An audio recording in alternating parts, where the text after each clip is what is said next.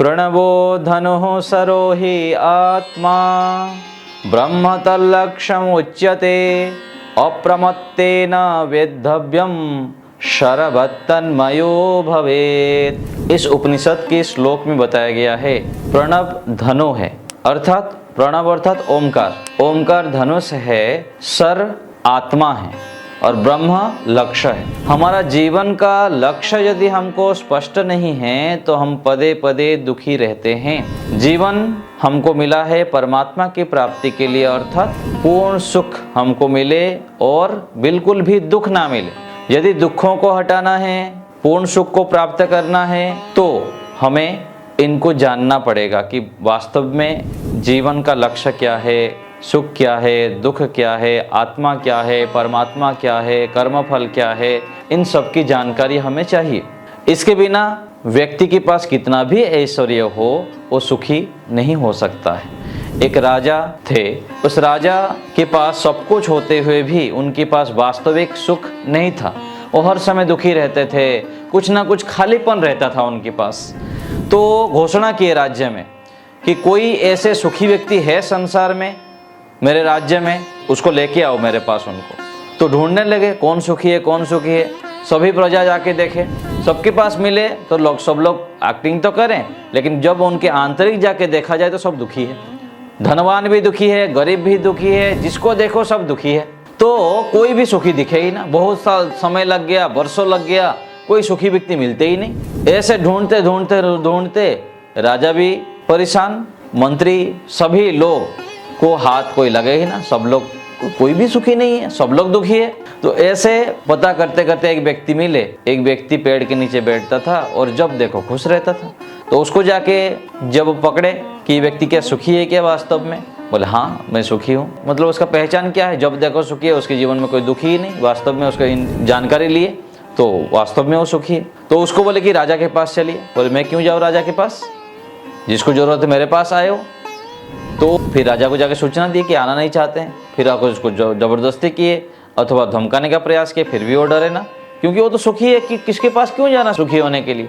यहाँ हम दूसरे के पास जाते हैं, दूसरे से मिलना चाहते हैं, दूसरे से कुछ लेना चाहते हैं। क्यों? क्योंकि हमको सुख चाहिए। हमारे पास कमी है तो इससे ले लो, इससे ले लो, पति से ले लो, पत्नी से ले लो, बच्चों से ले लो, अलग अलग गुरु आचार्य से ले लो। कहीं ना कहीं हमको सुख ढूंढते रहते हैं।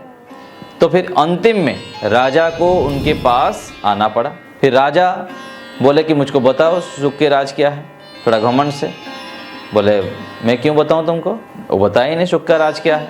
फिर राजा चले गए, फिर से आए, फिर वो बताए ना। फिर कुछ दिनों बाद आए, फिर से वो बताए ना। और उसको कुछ कर भी नहीं सकते, उसको कुछ चाहिए नहीं तो क्या करेंगे। और व्यक्ति को दंड भी क्यों देंगे, गलती तो कुछ किया ही नहीं, जबरदस्ती थोड़ी लिया जाता है। फिर राजा वेश बदल के एक बार ऐसे ही आगे कपड़ा पहन के, गरीब जैसे सामान्य वेश में। तो जो बाबा जी बैठे हुए थे उनके अभिमान को भंग करने के लिए बोले मेरा पेट खुजला। तो जाके पेट खुजने लगा, उनको जानना था सुख का राज क्या है। बोले ठीक है आज बैठ जा मेरे सामने। तो जो बैठ गए तो फिर वो बताए इन सब बातों को, उपनिषदों की बातें, शास्त्र की बातें बताए कि आत्म ज्ञान के बिना, परमात्मा के ज्ञान के बिना, कर्मफल व्यवस्था को समझे बिना कोई सुखी नहीं हो सकता है। फिर उनको धीरे धीरे करके बताए। जैसे एक भजन की पंक्ति है ना, बिन आत्म ज्ञान के दुनिया में इंसान भटकते देखे हैं, बिन आत्म ज्ञान के दुनिया में। तो आत्म ज्ञान के बिना हमको सुखी कभी भी नहीं हो सकते। इसलिए आत्म ज्ञान प्राप्त करना बहुत आवश्यक है। तो उपनिषद में श्लोक में कहा गया कि हमारा जो लक्ष्य है परमात्मा की प्राप्ति, आत्मज्ञान की प्राप्ति, इसके लिए हम प्रणव ओमकार का जप करें और अपने लक्ष्य को समझें कि हम पूर्ण रूप से सुखी होना हमारा जीवन का लक्ष्य है, दुखों से दूर होना हमारा लक्ष्य है। इसके लिए हम भगवान का ध्यान करें, रोज व्यायाम करें, प्राणायाम करें, सत्संग करें, अच्छे लोगों के, साधु महात्मा का संग करें, जो वेदानुकूल आचरण कर रहे हैं, जिनका जीवन पवित्र है, जो ईश्वरीय मार्ग पर चल रहे हैं। एक उपनिषद में श्लोक में आता है कि जो ब्रह्मवादी हैं उनका हमें संग करना चाहिए। जो वेदादि शास्त्रों को पढ़ते हैं, उनके अनुसार आचरण करते हैं, उनके जीवन के अनुसार हमारे जीवन को चलाना चाहिए।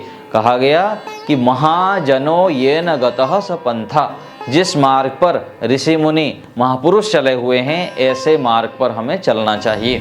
सुख को प्राप्त करने के लिए, स्थायी सुख को प्राप्त करने के लिए, ब्रह्म ज्ञान को प्राप्त करने के लिए, आत्म ज्ञान को प्राप्त करने के लिए प्रयास करना चाहिए। और प्रयास करेंगे तो हमको रास्ता दिखेगा, जीवन के लक्ष्य को हम प्राप्त कर सकते हैं और वास्तविक सुख को प्राप्त कर सकते हैं। यदि प्राप्त नहीं करेंगे तो हर जगह से दुख मिलेगा, कष्ट मिलेंगे, बाधाएं मिलेगी, समस्याएं मिलेगी और उन सब में घिरते हुए हम पिसते ही रहेंगे। तो हमें ओमकार का जप करना चाहिए, गायत्री मंत्र का जप करना चाहिए और किसी भी भगवान के प्रति हमारी श्रद्धा है तो उनके जीवनी को हमें पढ़ना चाहिए, तदनुकूल हमारा आचरण भी हो। ऐसे करने पर हमारा जीवन सुखमय हो सकता है और हम दुखों से हट सकते हैं। और यही जीवन का लक्ष्य है कि हम पूर्ण रूप से सुखी हो जाएं, स्वस्थ रहें, समृद्ध रहें और अपने जीवन को सफल बनाते हुए दूसरों को भी हम सुखी बनाने के लिए तत्पर हो जाएं।